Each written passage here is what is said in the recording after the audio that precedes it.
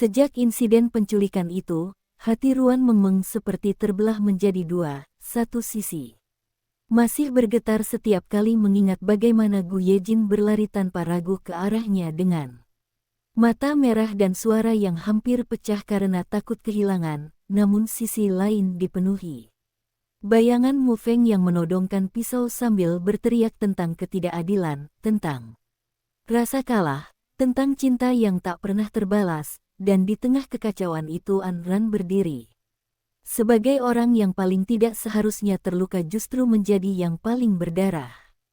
Membuat Mengmeng tidak mampu lagi melihat dunia dengan cara yang sama seperti sebelumnya ketika ia bertemu Ting Feng di lintasan balap, suara mesin yang meraung dan angin yang menghantam wajahnya memberi ilusi kebebasan, seolah ia bisa lari dari semua label, dari kata, tunangan, cinta sejati, takdir, dan untuk pertama kalinya ia tertawa tanpa memikirkan siapa yang menunggunya di rumah sakit atau siapa yang mungkin mencarinya. Dengan panik, namun setiap kali malam turun dan ia kembali ke kamarnya, bayangan Gu Yejin duduk sendirian di bangku rumah sakit menjaga ibunya yang sakit kembali menghantamnya.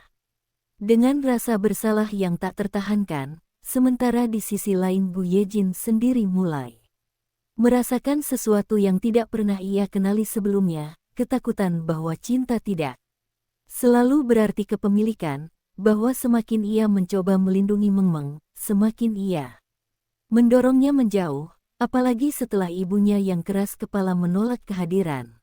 Mengmeng dengan sisa tenaga yang ia miliki, menciptakan jarak yang tak kasat mata namun begitu tajam di antara mereka. An Ran yang kembali bekerja dengan wajah pucat namun senyum tegar melihat semuanya dengan mata yang lebih dalam dari sebelumnya. Ia tahu bahwa setiap pilihan kecil bisa mengubah alur hidup seseorang, dan di dalam hatinya ada kegelisahan yang tak pernah benar-benar padam, tentang janji untuk kembali ke dunianya sendiri, tentang nenek yang mungkin masih menunggu, tentang Zhao Zixuan yang selalu berjalan di antara kebohongan dan ketulusan dengan garis yang semakin kabur, dan ketika ia melihat Mengmeng berbinar menceritakan Ting Feng yang membawanya menari di atas panggung klub dengan lampu berkelip dan musik yang memekakkan telinga, An Ran merasakan alarm yang sunyi namun nyaring, karena ia tahu kebebasan yang datang terlalu cepat seringkali membawa badai yang lebih besar. Sementara di sisi lain Wen Qing tidak pernah benar-benar berhenti menyusun langkahnya. Ia memahami bahwa cinta Gu Yejin pada Mengmeng adalah kelemahan sekaligus senjata, dan setiap retakan kecil dalam hubungan itu bisa menjadi celah baginya untuk masuk, terlebih ketika kesehatan Madam Gu yang memburuk membuat rumah besar itu dipenuhi bisikan, prasangka, dan keputusan yang tergesa-gesa. Pada suatu malam ketika hujan turun deras dan kota seperti tenggelam dalam bayangan, Mengmeng berdiri di balkon apartemennya memandang lampu-lampu jauh yang berpendar samar, memegang ponselnya yang berkedip dengan puluhan panggilan tak terjawab dari Gu Yejin, dan untuk pertama kalinya ia bertanya pada dirinya sendiri apakah cinta yang ia yakini begitu besar itu benar-benar membuatnya lebih kuat atau justru mengurungnya dalam peran yang tidak pernah ia pilih dengan sadar. Sementara jauh di ruang kerja yang gelap, Gu Yejin menatap foto mereka dengan rahang mengeras, menyadari bahwa mempertahankan seseorang bukan berarti mengikatnya dengan janji, dan jika ia ingin Mengmeng kembali bukan karena tekanan atau rasa bersalah, ia harus belajar melepaskan sedikit demi sedikit, sebuah pelajaran yang lebih sulit dari menghadapi pesaing bisnis atau pertarungan keluarga. Dan tanpa mereka sadari, keputusan-keputusan kecil yang diambil dalam keheningan malam itu mulai menggeser takdir mereka ke arah yang belum pernah terbayangkan sebelumnya. Keesokan paginya kota terbangun dengan langit yang masih menyisakan sisa hujan semalam.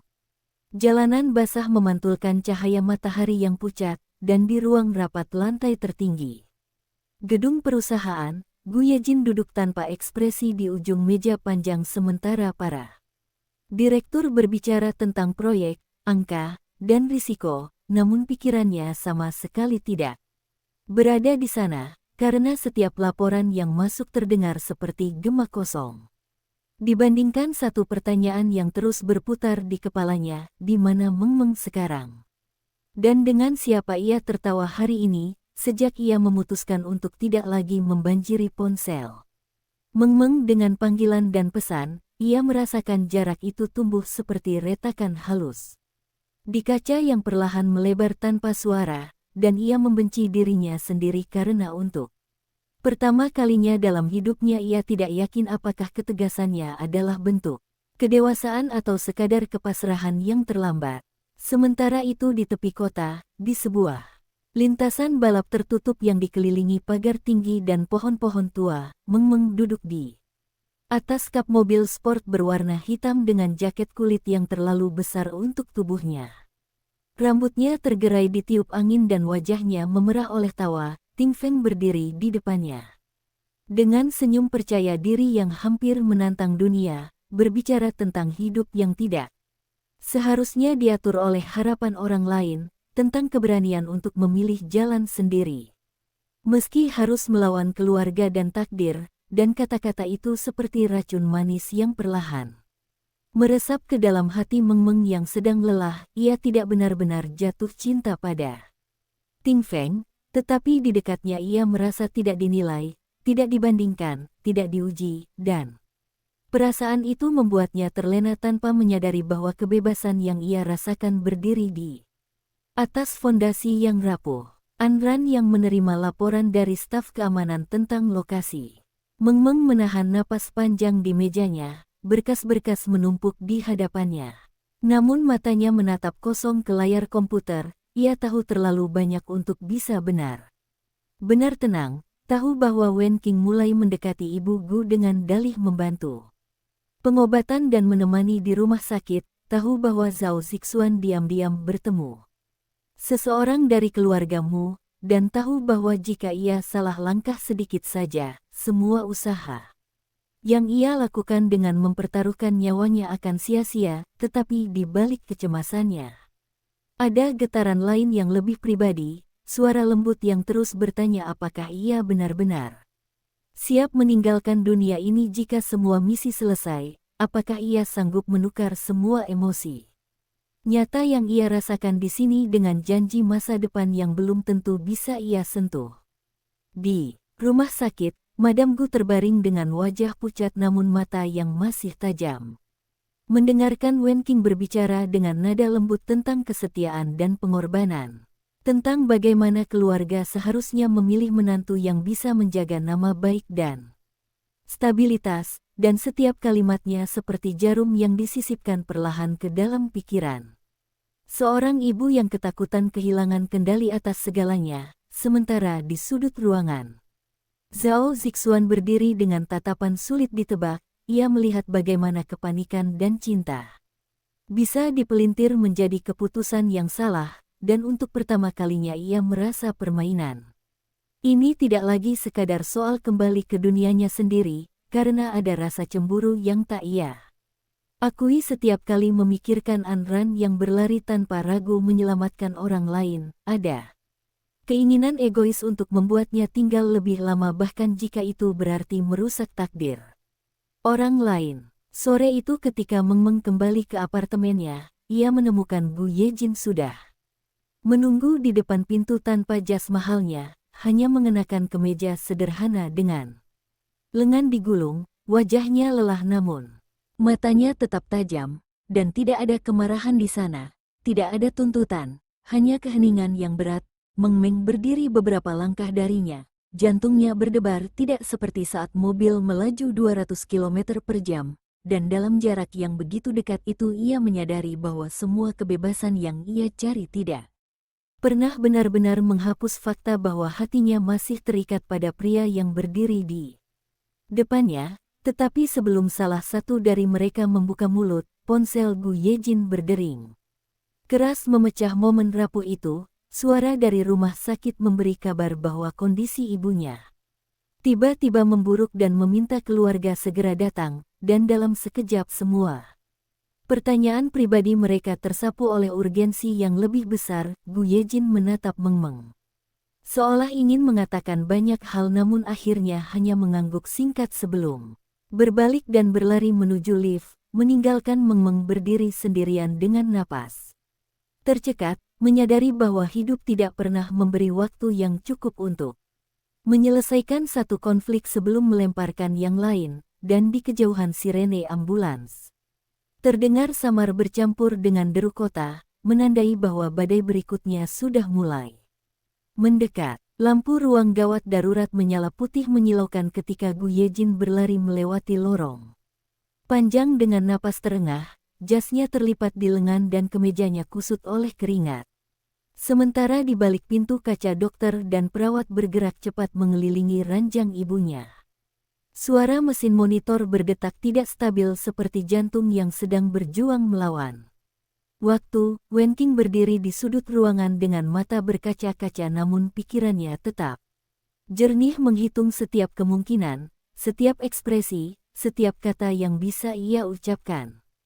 Setelah pintu itu terbuka nanti, sedangkan Zhao Zixuan bersandar pada dinding lorong dengan wajah muram yang sulit ditebak, menyadari bahwa penyakit yang datang tiba-tiba ini bukan sekadar cobaan biasa tetapi simpul takdir yang bisa mengikat semua orang lebih erat atau justru memutuskan segalanya. Meng Meng yang menerima kabar itu beberapa menit kemudian berlari tanpa mengganti pakaiannya, jaket kulitnya masih melekat di tubuh dan rambutnya berantakan diterpa angin, hatinya terasa seperti diremas ketika melihat Gu Yejin berdiri kaku menatap lampu operasi yang masih menyala. Dan untuk pertama kalinya sejak ia mencari kebebasan di lintasan balap, ia merasa begitu kecil di hadapan kenyataan bahwa hidup dan mati tidak peduli pada kebimbangan cinta. Ia ingin memeluknya, ingin berkata bahwa ia ada di sini, tetapi langkahnya tertahan oleh rasa bersalah dan oleh bayangan kata-kata kasar Madam Gu yang masih terngiang di telinganya. Anran tiba tak lama kemudian, wajahnya tenang. Namun matanya memeriksa situasi dengan cepat, ia tahu bahwa momen ini bisa menjadi titik balik, bahwa dalam keadaan rapuh seperti ini keputusan emosional sering kali lahir, dan ia melihat bagaimana Wen Qing perlahan mendekati Gu Yejin dengan sapu tangan dan suara lembut, menawarkan dukungan yang tampak tulus namun terlalu tepat waktu. Di sisi lain, Meng Meng berdiri terpaku, tidak tahu harus mengambil peran apa, dan jarak di antara mereka terasa lebih lebar dari sebelumnya. Ketika akhirnya dokter keluar dengan wajah serius dan mengatakan bahwa tumor di kepala Madam Gu mengalami komplikasi dan perlu operasi berisiko tinggi. Malam itu juga, Gu Yejin menandatangani persetujuan tanpa ragu, tangannya sedikit gemetar namun tatapannya tegas, dan saat itulah Madam Gu yang setengah sadar meminta berbicara dengannya sebelum dibawa masuk. Suara lemah namun penuh tekad menyebut satu permintaan terakhir yang membuat udara di ruangan itu membeku. Ia ingin melihat Gu Yejin bertunangan secara resmi dengan Wen Qing sebelum operasi dimulai, sebagai jaminan bahwa keluarga dan perusahaan tetap berada di tangan yang ia percaya.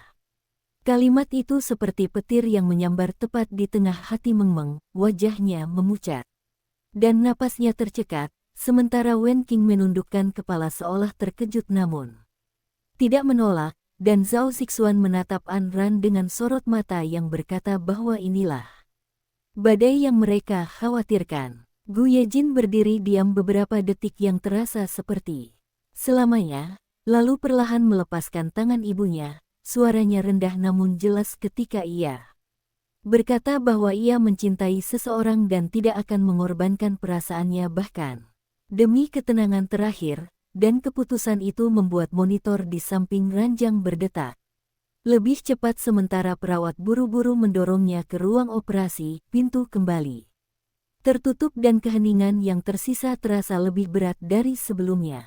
Meng Meng tidak mampu lagi menahan air matanya, ia melangkah mendekat dan memegang lengan Gu Yejin. Bukan dengan keberanian penuh tetapi dengan ketulusan yang gemetar, dan untuk pertama kalinya sejak ia mencari pelarian, ia menyadari bahwa kebebasan sejati bukan berarti lari dari tanggung jawab, melainkan berdiri di samping seseorang ketika dunia runtuh. Namun di sudut lorong, Wen Qing mengepalkan tangan di balik senyumnya yang retak, dan Zhao Zixuan menatap layar ponselnya yang baru saja menerima pesan misterius tentang hasil pemeriksaan, yang mungkin tidak sepenuhnya alami, sementara An Ran merasakan firasat tajam bahwa operasi malam ini bukan hanya pertarungan melawan penyakit, melainkan awal dari rahasia yang jauh lebih gelap yang perlahan mulai terkuak. Operasi berlangsung berjam-jam, jarum jam di dinding ruang tunggu seperti bergerak lebih lambat dari biasanya. Setiap detik terdengar jelas seperti ketukan palu di dalam dada, dan Gu Yejin duduk membungkuk dengan kedua tangan terkatup di depan wajahnya, tidak lagi memedulikan citra atau harga diri, hanya seorang anak yang menunggu ibunya keluar dari ambang hidup dan mati. Meng Meng duduk di sampingnya, awalnya menjaga jarak, tetapi ketika melihat bahunya bergetar untuk sesaat, ia akhirnya memberanikan diri menyentuh punggung tangannya, sentuhan kecil yang membuat Gu Yejin mengangkat kepala dan menatapnya dengan mata merah namun penuh rasa terima kasih yang tak terucap, seolah di tengah kekacauan ini hanya keberadaannya yang nyata. Di sisi lain lorong, Wen Qing berbicara pelan dengan seorang pria berjas gelap yang datang terlambat malam itu. Percakapan mereka singkat namun penuh makna, tentang laporan medis, tentang perubahan hasil pemeriksaan, tentang risiko yang bisa diperbesar atau diperkecil sesuai kebutuhan, dan ketika pria itu pergi dengan langkah cepat, Zhao Zixuan yang sejak tadi pura-pura menunduk menatap layar ponselnya sebenarnya telah merekam sebagian percakapan itu. Wajahnya yang biasanya santai kini dipenuhi ketegangan, karena kecurigaannya selama ini mulai menemukan bentuk yang menakutkan. An Ran berdiri tidak jauh dari sana, memperhatikan semuanya tanpa menarik perhatian. Nalurinya mengatakan bahwa penyakit Madam Gu mungkin bukan sekadar takdir. Dan jika benar ada tangan yang bermain di balik layar, maka konflik cinta yang selama ini mereka hadapi hanyalah permukaan dari sesuatu yang lebih dalam dan lebih kejam. Ketika akhirnya pintu ruang operasi terbuka dan dokter keluar dengan masker yang diturunkan perlahan, semua orang berdiri serentak, dan kalimat yang keluar dari mulutnya membuat udara seakan berhenti mengalir. Operasi berhasil untuk sementara, tetapi ada indikasi bahwa tumor itu berkembang dengan cara yang tidak biasa, seolah dipicu oleh sesuatu yang eksternal, dan mereka perlu menyelidiki lebih lanjut. Wen Qing membeku sepersekian detik sebelum segera menampilkan wajah lega, sementara Zhao Zixuan menatap An Ran dengan tatapan yang mengatakan bahwa waktu mereka semakin sempit. Madam Gu dipindahkan ke ruang perawatan intensif, dan ketika Gu Yejin diizinkan masuk sebentar, ia berdiri di sisi ranjang dengan perasaan campur aduk, melihat ibunya yang terbaring lemah namun masih bernapas. Dan untuk pertama kalinya dalam hidupnya ia menyadari bahwa kekuasaan dan uang tidak bisa menjamin keselamatan orang yang paling ia cintai. Di luar ruangan, Meng Meng menunggu dengan hati bergetar, memikirkan permintaan terakhir yang tadi diucapkan, memikirkan bagaimana ia hampir kehilangan kesempatan untuk berdiri di sini karena kebimbangan dan pelariannya sendiri. Saat Gu Yejin keluar, ia tidak mengatakan apa-apa, hanya menarik Meng Meng ke dalam pelukan yang erat dan lama, bukan pelukan posesif atau penuh tuntutan, melainkan pelukan seseorang yang takut kehilangan untuk kedua kalinya dalam satu malam. Dan Meng Meng membalas tanpa ragu, air matanya membasahi kemeja pria itu, sementara di sudut lorong Wen Qing menyaksikan adegan itu dengan rahang mengeras. Rasa frustrasi dan ketakutan bercampur menjadi satu karena rencananya yang hampir berhasil kini terguncang. Zhao Zixuan melangkah mendekat pada An Ran ketika situasi sedikit mereda, suaranya rendah namun serius saat ia mengatakan bahwa ada sesuatu yang tidak beres dengan laporan medis awal dan ia memiliki bukti kecil yang bisa membuka semuanya, tetapi jika mereka salah langkah, bukan hanya hubungan cinta yang hancur, melainkan reputasi keluarga besar dan masa depan banyak orang. Anran merasakan detak jantungnya semakin cepat, bukan karena takut, melainkan karena ia tahu inilah persimpangan besar yang akan menentukan apakah ia bisa menyelesaikan semua ini dan kembali ke dunianya sendiri, atau justru terjebak lebih dalam di dunia yang semakin terasa nyata dan sulit untuk ditinggalkan. Malam semakin larut dan lorong rumah sakit yang semula dipenuhi kegelisahan perlahan menjadi sunyi, hanya suara langkah perawat dan dengung mesin yang tersisa, tetapi ketenangan itu tidak pernah benar-benar sampai ke hati mereka. Gu Yejin memutuskan untuk tetap berjaga di luar ruang perawatan intensif, menolak pulang meski staf menyarankan istirahat, dan Meng Meng yang semula ragu akhirnya duduk di kursi di sampingnya tanpa berkata apa-apa. Keheningan di antara mereka kali ini bukan karena jarak, melainkan karena terlalu banyak hal yang tak tahu harus dimulai dari mana. Anran berdiri sedikit menjauh. Bersama Zhao Zixuan, layar ponsel di tangan pria itu memancarkan cahaya redup ketika ia memutar ulang rekaman percakapan Wen Qing dengan pria berjas gelap. Suara yang tertangkap memang tidak sepenuhnya jelas, namun cukup untuk menunjukkan adanya tekanan terhadap pihak medis untuk menyesuaikan laporan awal demi memperbesar risiko operasi. Dan Anran merasakan darahnya berdesir dingin karena jika ini benar, maka seseorang dengan sengaja memanipulasi kondisi seorang ibu yang sekarat demi memaksa pernikahan. Ia menutup mata sejenak, menyadari bahwa permainan ini telah melampaui batas cinta dan cemburu. Ini adalah tentang ambisi yang tak mengenal belas kasihan. Zhao Zixuan menatapnya dengan ekspresi yang jarang ia tunjukkan, serius dan hampir putus asa, mengatakan bahwa ia bisa menyerahkan rekaman itu kepada Gu Yejin sekarang juga, tetapi tanpa bukti tambahan. Mereka hanya akan dianggap memfitnah, dan Wen Qing pasti sudah menyiapkan jalan keluar.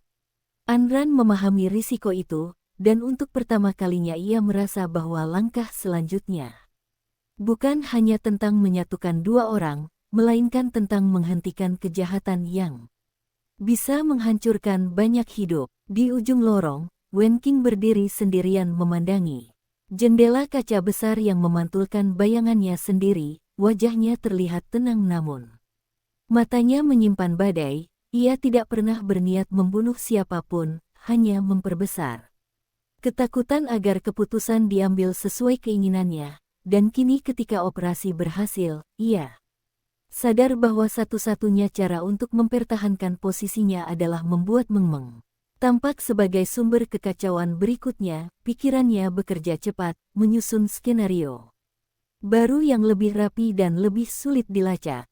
Pagi menjelang ketika dokter kembali memanggil keluarga untuk menjelaskan kondisi terbaru, mengatakan bahwa meski operasi berhasil, ada zat asing dalam aliran darah Madam Gu yang mempercepat pertumbuhan sel tumor dan mereka perlu menyelidiki asalnya. Kalimat itu membuat semua orang terdiam, dan Gu Yejin, yang semula hanya memikirkan keselamatan ibunya, kini merasakan kemarahan yang berbeda, tajam dan dingin, karena ini bukan lagi sekadar penyakit alami.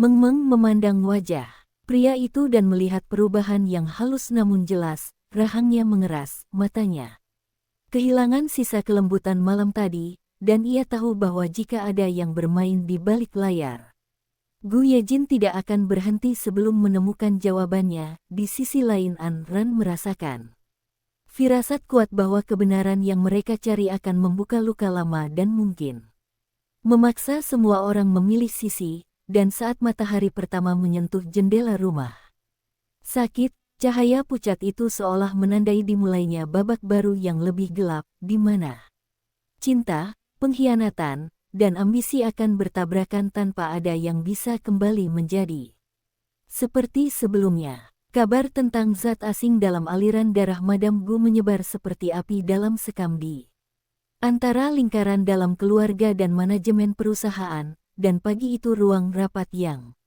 biasanya menjadi tempat diskusi proyek kini berubah menjadi ruang interogasi sunyi. Gu Yejin duduk di kursi utama dengan ekspresi dingin yang belum pernah dilihat bawahannya. Memerintahkan audit internal terhadap semua akses medis dan kunjungan selama 2 minggu. Terakhir, suaranya tenang namun tak memberi ruang untuk bantahan, sementara para direktur saling bertukar pandang dengan kecemasan tersembunyi karena mereka tahu jika ini benar sabotase, maka pelakunya pasti seseorang yang memiliki akses dan keberanian besar. Meng Meng yang datang terlambat berdiri di ambang pintu, merasa seperti orang luar di tengah badai yang sebagian ia picu tanpa sengaja, dan ketika tatapan beberapa orang tertuju padanya dengan bisik-bisik halus tentang konflik keluarga dan perebutan warisan, dadanya terasa sesak, tetapi ia tidak mundur, ia melangkah masuk dan berdiri di belakang Gu Yejin, bukan sebagai tamu, melainkan sebagai seseorang yang memilih untuk tidak lagi bersembunyi. Di sisi lain kota, Wen Qing menerima panggilan dari pria berjas gelap yang kini terdengar gelisah. Mengatakan bahwa rumah sakit mulai menelusuri rantai pasokan obat dan ada kemungkinan jejak transaksi mencurigakan terdeteksi, dan untuk pertama kalinya sejak rencananya dimulai. Tangan Wen Qing bergetar, bukan karena penyesalan, melainkan karena rasa takut kehilangan segalanya dalam satu langkah yang terlalu jauh. Ia menutup telepon dengan wajah pucat. Namun segera menenangkan diri, menyadari bahwa satu-satunya cara bertahan adalah menyerang lebih dulu. Zhao Zixuan dan An Ran bertemu diam-diam di kafe kecil dekat rumah sakit, berbicara pelan tentang kemungkinan menyerahkan rekaman sebagai pemicu penyelidikan resmi, tetapi An Ran menggeleng perlahan, mengatakan bahwa tanpa bukti langsung tentang zat itu, rekaman hanya akan menjadi percikan yang mudah dipadamkan, dan mereka membutuhkan sesuatu yang lebih kuat, sesuatu yang tak bisa disangkal. Zhao Zixuan menatapnya lama, menyadari bahwa perempuan di hadapannya bukan lagi sekadar asisten yang ingin pulang, melainkan seseorang yang siap menghadapi risiko nyata demi keadilan yang bahkan tidak ia miliki kewajiban moral untuk perjuangkan. Sore itu, ketika laporan sementara menunjukkan bahwa zat tersebut hanya diberikan melalui satu infus khusus yang dipasang pada malam sebelum operasi, semua mata tertuju pada daftar nama yang memiliki izin masuk ke ruang VIP, dan di sana tertera nama Wen Qing dengan alasan kunjungan keluarga. Keheningan menyelimuti ruangan ketika informasi itu dibacakan, dan Gu Yejin merasakan sesuatu dalam dirinya retak bukan karena cinta, melainkan karena kepercayaan yang pernah ia berikan tanpa syarat. Meng Meng memandang wajahnya dan tahu bahwa ini adalah titik tanpa kembali, bahwa kebenaran yang terkuak akan menghancurkan bukan hanya hubungan, tetapi seluruh tatanan keluarga, dan di luar gedung perusahaan awan gelap kembali menggantung rendah, seolah langit pun menahan napas menunggu ledakan yang tak terelakkan. Nama Wen Qing yang tertera dalam daftar kunjungan ruang VIP itu seperti batu besar yang dilempar ke tengah danau yang sudah bergolak, riaknya menyebar cepat dan menghantam semua orang tanpa ampun. Ruang rapat yang tadi dipenuhi ketegangan kini berubah menjadi medan sunyi yang lebih mengerikan, karena tidak ada yang berani menjadi orang pertama yang berbicara. Gu Yejin menatap lembar laporan di tangannya lama sekali, begitu lama hingga para direktur mulai merasa napas mereka sendiri terdengar terlalu keras, lalu perlahan ia mengangkat kepala dan memerintahkan agar Wen Qing dipanggil ke perusahaan saat itu juga.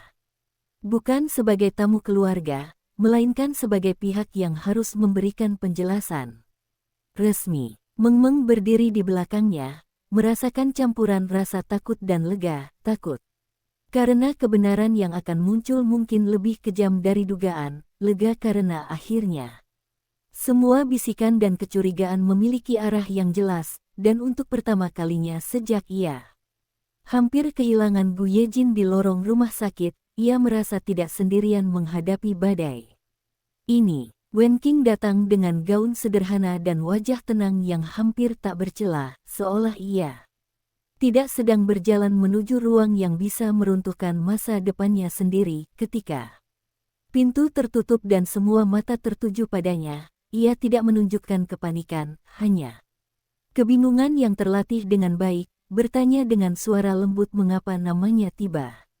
Tiba menjadi pusat perhatian, dan ketika laporan tentang infus khusus itu dibacakan, ia menatap Gu Yejin dengan tatapan terluka yang tampak tulus, mengatakan bahwa ia datang malam itu hanya untuk menemani dan membawa buah serta sup yang ia masak sendiri, bahwa ia bahkan tidak menyentuh peralatan medis, dan bahwa tuduhan seperti itu adalah penghinaan terhadap niat baiknya. Beberapa orang di ruangan itu mulai goyah, karena tidak ada bukti langsung yang menunjukkan ia memegang infus tersebut, dan Zhao Zixuan yang berdiri di sudut dengan tangan terlipat menyadari bahwa permainan ini belum selesai, bahwa Wen Qing memang sudah menyiapkan kemungkinan ini sejak awal.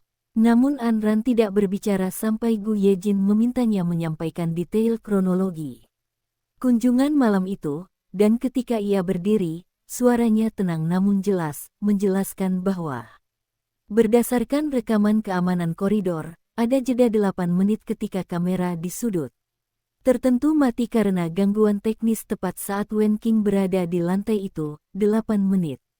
Yang cukup untuk melakukan apapun tanpa terdeteksi, ruangan kembali hening, dan untuk sesaat bahkan napas Wen Qing terdengar berat sebelum ia tersenyum tipis dan mengatakan bahwa gangguan kamera bukan tanggung jawabnya, bahwa siapapun bisa memanfaatkannya, dan bahwa mungkin ada pihak lain yang ingin menjebaknya demi keuntungan tertentu.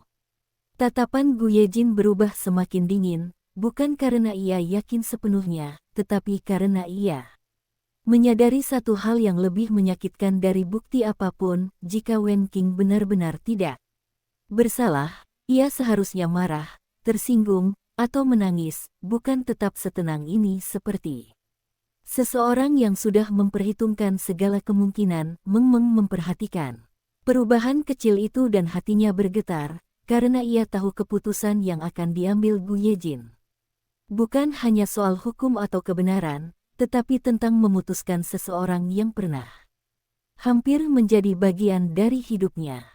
Akhirnya Gu Yejin memerintahkan penyelidikan independen dan melarang Wen Qing mendekati rumah sakit sampai hasil keluar, sebuah keputusan yang tidak secara langsung menyatakan ia bersalah namun cukup untuk membuat jarak resmi terbentuk. Wen Qing menatapnya beberapa detik lebih lama dari yang seharusnya, seolah ingin mencari sisa kepercayaan yang mungkin masih ada, tetapi yang ia temukan hanyalah dinding yang sudah tertutup rapat, dan saat ia berbalik meninggalkan ruangan, langkahnya tetap anggun meski jari-jarinya gemetar tersembunyi di balik tas tangan.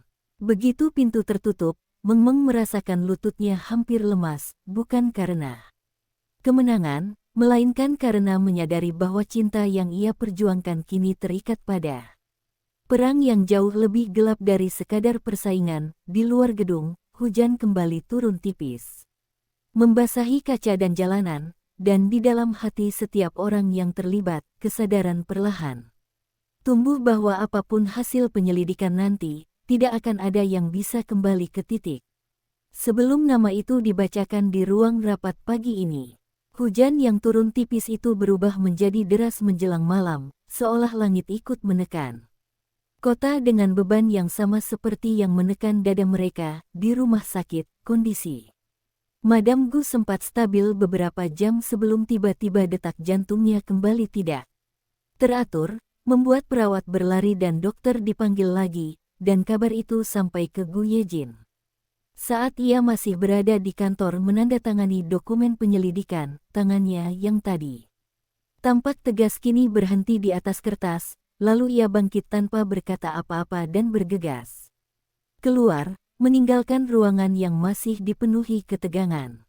Meng yang menerima pesan singkat darinya ikut menyusul, kali ini tanpa ragu dan tanpa memikirkan siapa yang mungkin memandangnya dengan prasangka, karena dalam hatinya hanya ada satu keinginan sederhana, jangan sampai semuanya terlambat.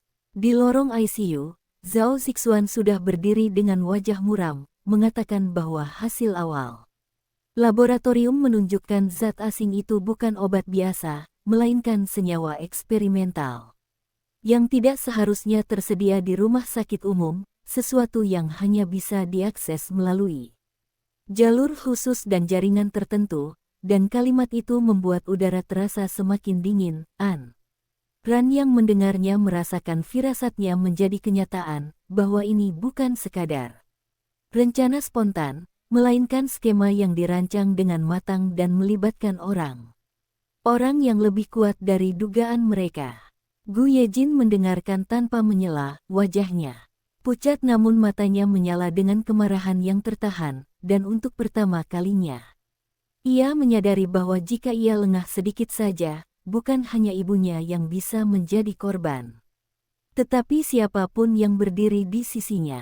Di sisi lain kota, Wen Qing duduk sendirian di ruang tamunya yang luas, lampu hanya menyala separuh sehingga bayangannya terpantul panjang di dinding, dan ketika ia menerima pesan dari pria berjas gelap bahwa penyelidikan semakin dalam dan nama pemasok mungkin akan terungkap, ia akhirnya kehilangan ketenangannya. Gelas di tangannya pecah ketika ia membantingnya ke lantai, pecahan kaca menyebar seperti kesabaran yang telah retak, dan untuk pertama kalinya ia merasa permainan yang ia kendalikan mulai berbalik mengancam dirinya sendiri. Namun di tengah kepanikan itu, sebuah ide baru muncul, lebih berbahaya dan lebih nekat. Jika ia tidak bisa mempertahankan posisinya dengan manipulasi halus, maka ia akan memaksa situasi mencapai titik di mana semua orang terpaksa memilih sisi secara ekstrim. Kembali di rumah sakit, dokter keluar dengan wajah serius dan mengatakan bahwa kondisi Madam Gu sangat sensitif terhadap stres, bahwa jika ada tekanan emosional atau konflik besar di sekitarnya, dampaknya bisa mempercepat kemunduran, dan kalimat itu seperti peringatan keras bahwa perang terbuka akan membahayakan nyawa yang sedang mereka coba selamatkan. Meng memandang Gu Yejin dan melihat dilema yang menghantamnya. Karena untuk mencari kebenaran ia mungkin harus menciptakan keguncangan yang justru bisa membunuh ibunya sendiri. Anran menatap situasi itu dengan hati berdebar, menyadari bahwa langkah berikutnya harus dihitung lebih hati-hati dari sebelumnya, karena satu kesalahan kecil bukan hanya akan menggagalkan rencana mengungkap kebenaran, tetapi juga bisa merenggut seseorang yang tak bersalah. Di tengah lorong yang penuh ketegangan itu, ponsel Gu Yejin kembali bergetar, pesan anonim masuk dengan satu kalimat singkat namun cukup untuk membuat darahnya membeku. Jika kau terus menggali, yang berikutnya bukan ibumu. Dan saat ia mengangkat kepala perlahan, tatapannya bertemu dengan Meng yang berdiri tak jauh darinya, dan untuk pertama kalinya sejak semua ini dimulai, ia menyadari bahwa ancaman itu mungkin tidak lagi tertuju pada masa lalu atau kekuasaan, melainkan pada cinta yang paling ia lindungi. Pesan anonim itu seperti racun yang menyebar perlahan di dalam darahnya, membuat setiap keputusan terasa lebih berat dari sebelumnya, dan Gu Yejin menatap layar ponselnya lama sekali sebelum akhirnya mematikannya tanpa menunjukkan apapun di wajahnya. Tetapi Ran yang berdiri cukup dekat menangkap perubahan kecil pada napasnya, ketegangan di rahangnya, dan ia tahu ancaman itu bukan sekadar gertakan kosong. Meng melihat ekspresi yang berbeda di mata pria itu dan bertanya pelan apa yang terjadi, namun Gu Yejin hanya menggeleng, mengatakan bahwa tidak ada apa-apa, sebuah kebohongan kecil yang lahir dari keinginan melindungi namun justru menciptakan jarak baru yang tak terlihat. Di ruang ICU, mesin terus berdetak pelan, dan di balik pintu kaca Madam Gu terbaring dengan wajah pucat yang semakin rapuh, seolah hidupnya kini bergantung bukan hanya pada obat dan dokter, tetapi pada keputusan-keputusan yang diambil orang-orang di luar sana. Zhao Zixuan memanggil Anran menjauh dan menunjukkan hasil penelusuran singkatnya tentang senyawa eksperimental itu, yang ternyata pernah digunakan dalam proyek penelitian yang didanai oleh salah satu anak perusahaan keluarga Gu beberapa tahun lalu, proyek yang secara resmi dihentikan karena risiko efek samping dan nama yang muncul dalam daftar penanggung jawab administratif saat itu membuat mereka terdiam. Mu Feng. Nama itu seperti bayangan lama yang kembali muncul dari sudut gelap, dan An Ran merasakan jantungnya bergetar, karena Mu Feng saat ini berada dalam tahanan sementara setelah insiden penculikan, namun jaringan dan loyalitasnya mungkin belum sepenuhnya terputus. Zhao Zixuan berbisik bahwa jika benar Mu Feng terlibat, maka ini bukan sekadar cinta yang berubah menjadi obsesi, melainkan dendam yang direncanakan dengan sabar untuk menghancurkan Gu Yejin dari dalam, dan ancaman anonim tadi bisa jadi bagian dari upaya mengalihkan perhatian atau menekan mereka agar berhenti menggali. Sementara itu, Wen Qing yang mulai merasa dikepung oleh kecurigaan menerima kunjungan. Tak terduga malam itu, seorang wanita paruh baya yang selama ini menjadi perantara dalam urusan-urusan sensitif keluarga Gu, wanita itu berbicara tanpa basa-basi bahwa situasi sudah terlalu berbahaya dan bahwa jika Wen Qing tidak segera membersihkan namanya atau mengalihkan fokus penyelidikan, bukan hanya reputasi yang akan hancur tetapi juga perlindungan yang selama ini ia nikmati. Untuk sesaat Wen Qing menyadari bahwa ia bukan satu-satunya pemain dalam permainan ini, dan bahwa ada kekuatan yang lebih besar menggerakkan potongan-potongan papan catur tanpa memberinya kendali penuh seperti yang ia kira. Kembali di lorong rumah sakit, Meng Meng akhirnya menyadari bahwa sesuatu benar-benar disembunyikan darinya ketika ia melihat Gu Yejin menerima panggilan lain dengan wajah semakin dingin, dan kali ini ia tidak menahan diri, ia meraih lengannya dan memaksanya menatapnya, mengatakan bahwa jika mereka ingin menghadapi apapun bersama, ia tidak ingin menjadi orang terakhir yang tahu, dan dalam tatapan itu tidak ada lagi keraguan seperti sebelumnya, hanya keberanian yang lahir dari hampir kehilangan segalanya. Gu Yejin terdiam, beberapa detik sebelum akhirnya menunjukkan pesan ancaman itu, dan ketika Meng Meng membacanya, rasa takut memang melintas di wajahnya, tetapi ia tidak mundur, justru menggenggam tangan pria itu lebih erat dan berkata bahwa jika seseorang ingin menggunakan dirinya sebagai alat tekanan, maka ia akan berdiri lebih dekat lagi, bukan menjauh.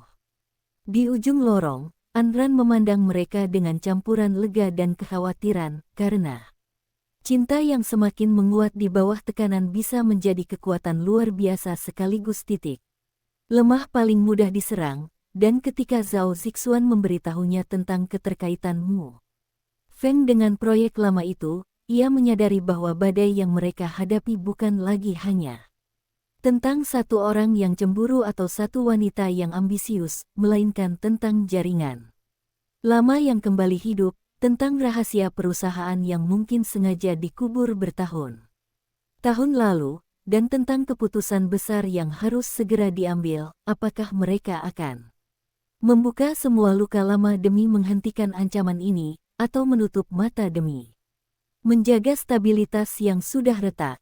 Keheningan yang mengikuti temuan nama Mu Feng itu terasa jauh lebih menyesakkan daripada teriakan atau tangisan, karena kali ini yang mereka hadapi bukan emosi yang meledak-ledak, melainkan jejak masa lalu yang terkubur rapi dan kini muncul kembali seperti bangkai yang terangkat ke permukaan. An Ran menatap daftar proyek lama di layar ponsel Zhao Zixuan, membaca ulang detail tentang penelitian senyawa eksperimental yang dihentikan karena efek neurologis berbahaya, dan semakin ia membaca, semakin jelas bahwa penyakit Madam Gu mungkin bukan sekadar serangan acak, melainkan pemicu yang dirancang dengan memahami betul titik terlemah keluarga ini. Gu Yejin yang akhirnya diberitahu tentang keterkaitan proyek lama itu tidak langsung bereaksi. Ia hanya berdiri diam dengan bahu tegang dan mata yang perlahan kehilangan sisa kehangatan. Karena proyek tersebut adalah salah satu keputusan bisnis ayahnya di masa lalu, proyek yang dihentikan secara tiba-tiba setelah ada laporan korban uji coba mengalami kerusakan permanen, dan Mu Feng sebagai anak tiri keluarga itu memang pernah menuntut agar proyek dilanjutkan demi keuntungan besar yang bisa diraih jika benar ia menyimpan dendam sejak saat itu. Maka serangan ini bukan hanya balas sakit hati karena cinta, tetapi juga ambisi dan kebencian yang telah dirawat bertahun-tahun. Meng merasakan perubahan itu seperti hawa dingin yang menyelimuti ruangan. Ia melihat bagaimana Gu Yejin mulai menutup diri, bagaimana pikirannya bergerak cepat menyusun langkah hukum dan keamanan, dan untuk pertama kalinya ia takut bukan pada ancaman luar, melainkan pada kemungkinan pria yang ia cintai tenggelam dalam perang tanpa akhir demi membalas. Ia menarik napas dalam dan mengatakan bahwa jika Mu Feng benar terlibat, maka mereka harus menghadapi ini bersama sebagai keluarga, bukan sebagai individu yang saling melindungi dengan kebohongan kecil. Dan kata keluarga itu membuat Gu Yejin menoleh padanya dengan tatapan yang sulit dijelaskan, antara terharu dan takut kehilangan lagi. Di sisi lain, Wen Qing yang mulai merasa tanah di bawah kakinya retak akhirnya menyadari bahwa dirinya mungkin hanya pion yang dimanfaatkan oleh permainan yang lebih besar, karena meski ia pernah memanfaatkan ketakutan Madame Gu untuk mendorong pernikahan, ia tidak pernah menyentuh senyawa berbahaya itu, dan kini ketika penyelidikan semakin mengarah pada proyek lama dan nama Mu Feng, ia sadar bahwa jika ia tidak segera mengambil langkah, ia akan terseret sebagai kambing hitam yang sempurna. Rasa panik yang selama ini ia tekan berubah menjadi keputusan nekat, dan ia memutuskan menemui seseorang yang selama ini hanya ia hubungi melalui perantara, seseorang yang memiliki akses langsung ke dokumen rahasia proyek tersebut. Sementara itu, di ruang tahanan sementara, Mu Feng duduk sendirian dengan wajah yang tampak lebih tenang dari seharusnya,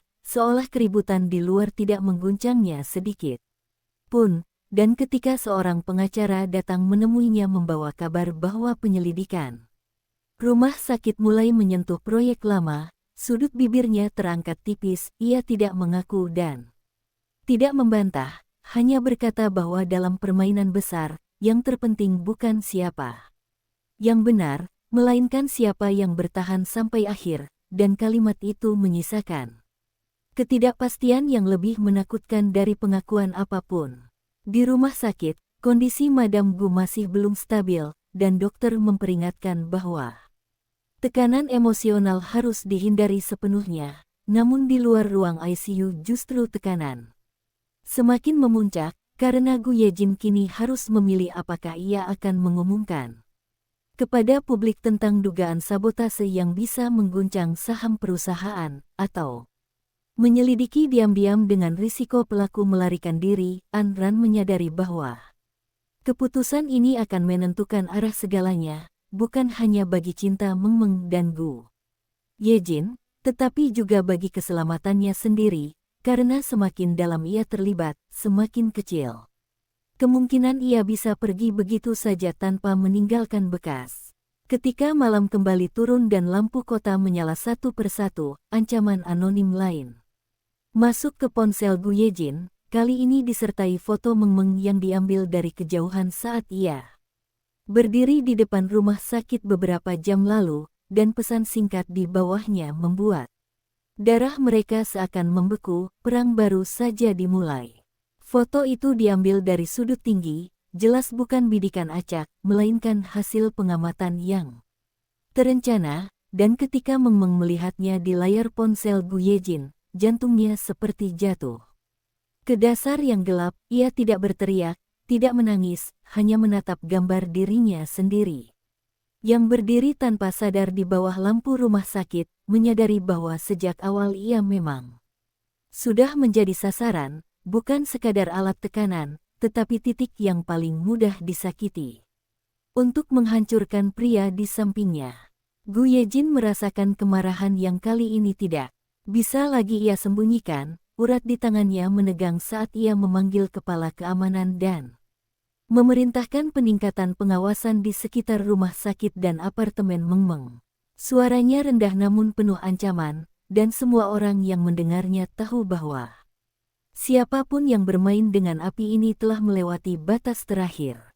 Anran berdiri sedikit menjauh, pikirannya berputar cepat, ia memahami pola yang mulai terbentuk, pertama ibunya, lalu ancaman pribadi, sekarang pengawasan terhadap Mengmeng. Semua dirancang untuk membuat Gu Yejin kehilangan keseimbangan dan membuat keputusan. Gegabah, Zhao Zixuan mendekatinya dan berbisik bahwa jika ini benar permainan Mu Feng atau jaringan lama proyek itu, maka tujuan akhirnya bukan hanya menjatuhkan Gu Yejin secara emosional, tetapi memaksanya melakukan kesalahan bisnis yang bisa dimanfaatkan untuk merebut kendali perusahaan, dan pemahaman itu membuat Anran merasa bahwa taruhannya jauh lebih besar dari yang ia bayangkan. Mengmeng yang biasanya ceria kini berdiri dengan wajah pucat namun mata yang justru semakin tegas. Ia memegang tangan Gu Yejin dan berkata bahwa ia tidak ingin dijadikan alasan untuk menghentikan penyelidikan, bahwa jika mereka mundur sekarang, ancaman itu akan terus berulang tanpa akhir, dan keberanian dalam suaranya membuat Gu Yejin terdiam. Ia ingin mengurungnya di tempat paling aman, menjauhkannya dari semua bahaya, tetapi ia juga tahu bahwa Mengmeng bukan lagi gadis yang bisa dipaksa berlindung tanpa suara. Ia telah memilih berdiri di sisinya dengan sadar.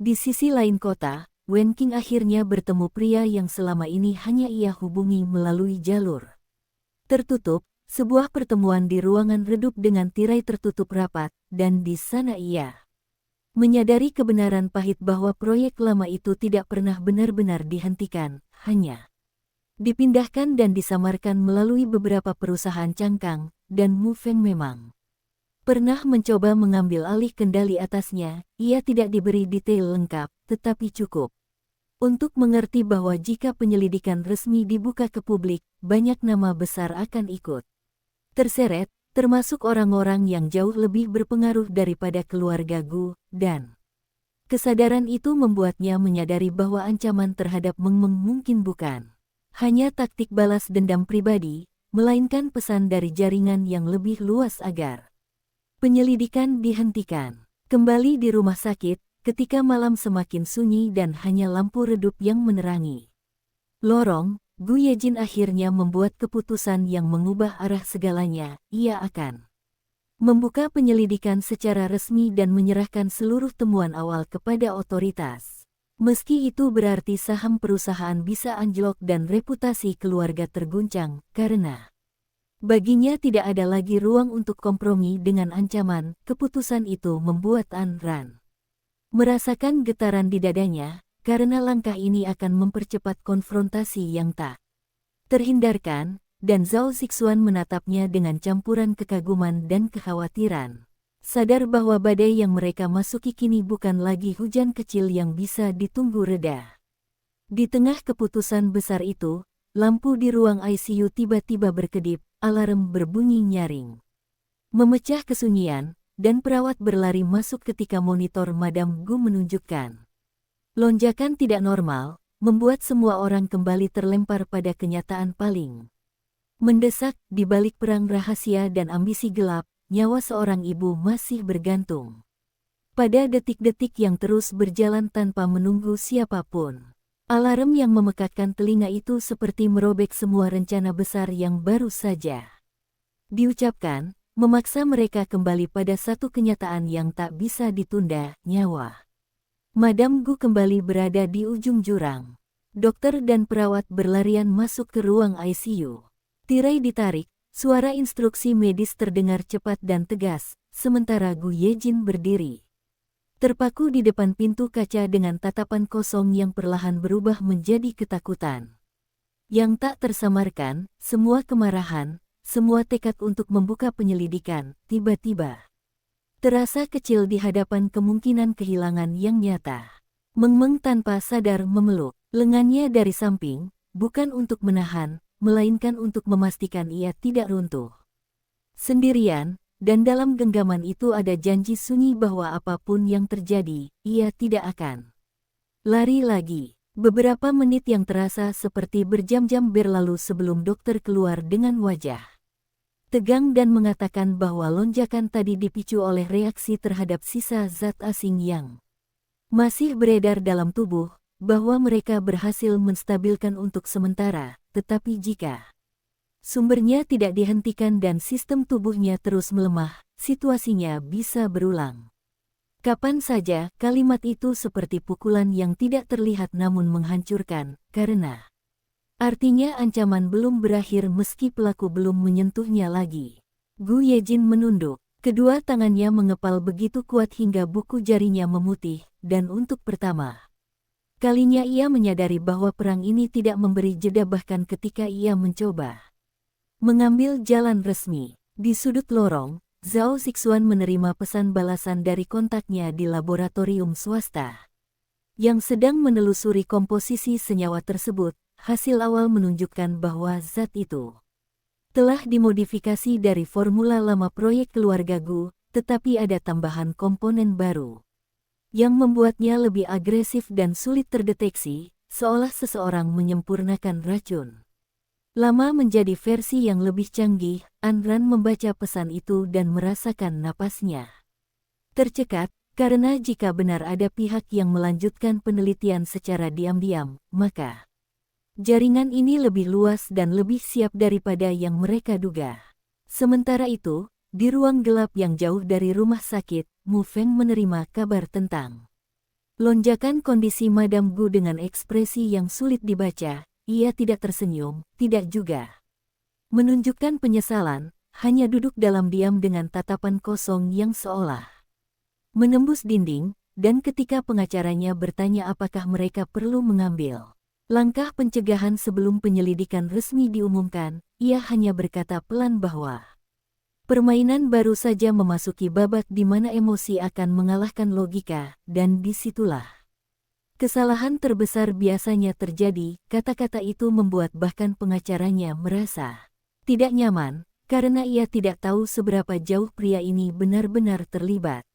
Wen Qing yang mendengar kabar kondisi kritis itu merasakan campuran perasaan yang rumit antara takut dan kesempatan, karena jika Madame Gu tidak selamat sebelum penyelidikan membuktikan apapun, maka simpati publik bisa berubah arah, dan Gu Yejin yang sedang didera kesedihan mungkin lebih mudah dipengaruhi atau setidaknya lebih rentan. Namun di saat yang sama ia juga tahu bahwa jika penyelidikan tetap berjalan dan keterkaitan proyek lama terungkap, semua jalur perlindungan yang selama ini ia andalkan bisa runtuh dalam semalam. Di lorong ICU, ketika keadaan kembali stabil untuk sementara, Gu Yejin akhirnya menoleh pada Anran dan Zhao Zixuan. Suaranya serak namun tegas saat ia berkata bahwa tidak peduli siapa yang berada di balik semua ini, ia akan menghentikannya bahkan jika itu berarti membongkar seluruh masa lalu keluarganya. Meng Meng mendengar tekad itu dan hatinya bergetar, bukan karena takut akan kehancuran reputasi atau kekayaan, tetapi karena ia tahu mulai saat ini mereka tidak lagi hanya menghadapi ancaman tersembunyi, melainkan konflik terbuka yang bisa merenggut siapapun yang berada terlalu dekat. Dan di tengah lorong yang kembali sunyi, di bawah lampu yang berpendar pucat, Anran merasakan sesuatu yang lebih dalam dari sekadar ketegangan, sebuah firasat bahwa garis antara dunia yang ia sebut sebagai misi dan dunia yang mulai ia anggap nyata semakin kabur.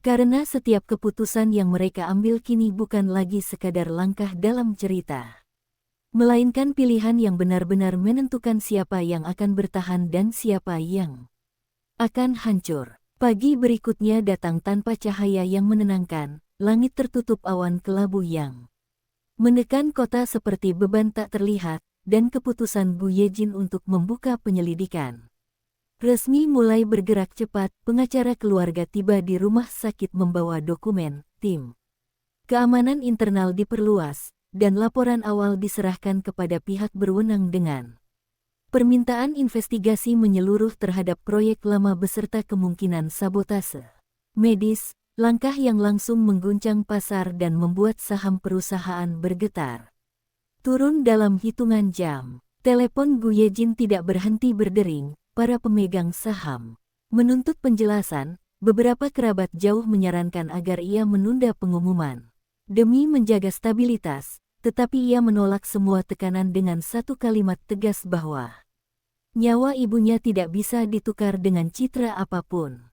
Meng Meng menyaksikan sisi lain dari pria itu, sisi yang bukan hanya kekasih yang cemburu atau pewaris yang arogan, melainkan seseorang yang memilih kebenaran meski tahu ia mungkin kehilangan segalanya, dan perasaan di dadanya berubah menjadi sesuatu yang lebih dalam dari sekadar cinta yang berdebar-debar. Ia sadar bahwa berada di sisinya berarti siap menanggung konsekuensi yang sama, termasuk sorotan publik dan ancaman yang mungkin semakin terang-terangan. Ia tidak lagi bertanya apakah ia ingin terlibat, karena jawabannya sudah jelas dalam setiap langkah yang ia ambil menuju ruang ICU setiap hari. Sementara itu, hasil penyelidikan awal dari pihak berwenang menemukan aliran dana mencurigakan dari salah satu perusahaan cangkang yang pernah terhubung dengan proyek lama. Dana itu berpindah ke rekening pribadi seorang teknisi medis yang bertugas pada malam sebelum operasi, dan ketika teknisi itu diperiksa, ia mengaku menerima instruksi dari perantara anonim dengan bayaran besar untuk mengganti cairan infus sesuai arahan. Tanpa mengetahui dampak sebenarnya, pengakuan itu seperti membuka retakan besar dalam tembok kebohongan, tetapi nama perantara tersebut masih samar, hanya sebuah identitas palsu yang ditelusuri ke jaringan yang lebih dalam. Zhao Zixuan menelusuri jejak digital identitas palsu itu dengan ketelitian yang jarang ia tunjukkan, dan semakin ia menggali, semakin jelas bahwa perantara tersebut menggunakan sistem komunikasi terenkripsi yang pernah dipakai dalam transaksi lama proyek keluarga Gu. Membuat dugaan tentang keterlibatan Mu Feng semakin kuat meski belum ada bukti langsung. Anran merasakan ketegangan yang hampir menyakitkan di dadanya, karena setiap potongan